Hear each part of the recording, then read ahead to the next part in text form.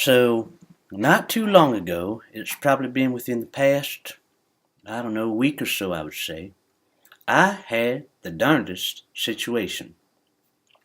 Me and my friend Clyde decided we were going to go to a local bar.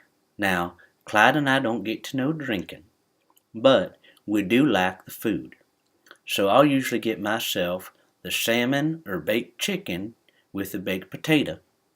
And Clyde, he's really got to pay attention to his weight, and he's got a heart condition. So what he'll do is he'll usually get the cheeseburger, but he'll skip the fries. And then he typically gets something healthy to drink, like he'll usually get a diet soda. So we're sitting there eating, and we notice these two guys at the bar. Now, I don't like to judge, but these two gentlemen did look a little rough. So one guy was a real big guy, and the other guy was real small. He was probably, I would say he wasn't 140 pounds wet, but he did have a face tattoo. And there's one thing I'll say. I have no problem with tattoos, and I don't like to judge.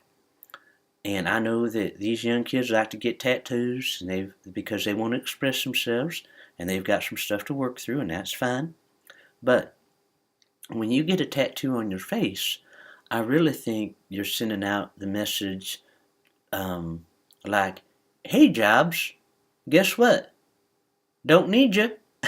That's just, like I said, I don't want to judge. That's not funny. That's not funny. But I think you are sending out that kind of message. So anyway, it's not long before these two guys at the bar go down and start walking towards these two fellas that were sitting at a table.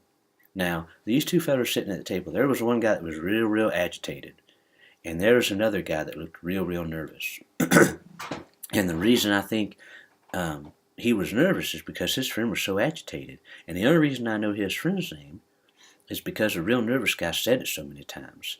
That feller's name was Sal. And this real nervous guy said, "Sal, I don't think you want to do this. Sal, you just got out of jail. Sal, think about what might happen to me."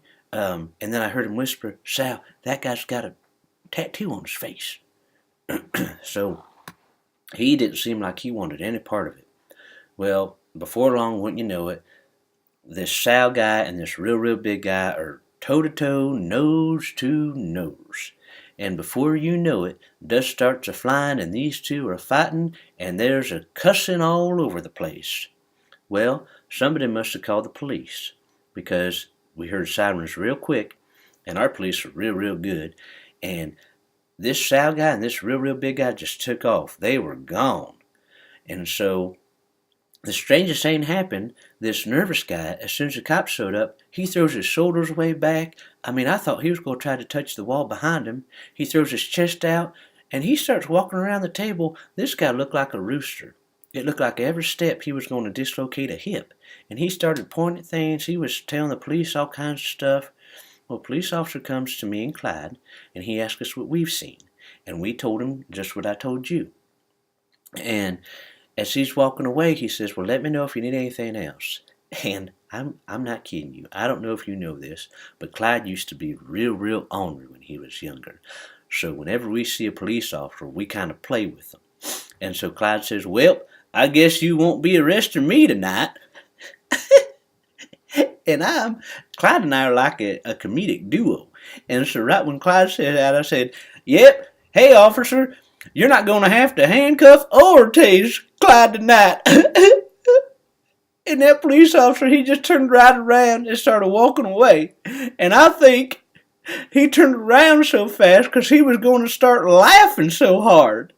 And he didn't want to run the risk of not looking professional. But that was a real hoot. And that whole thing reminded me of this song by George Strait.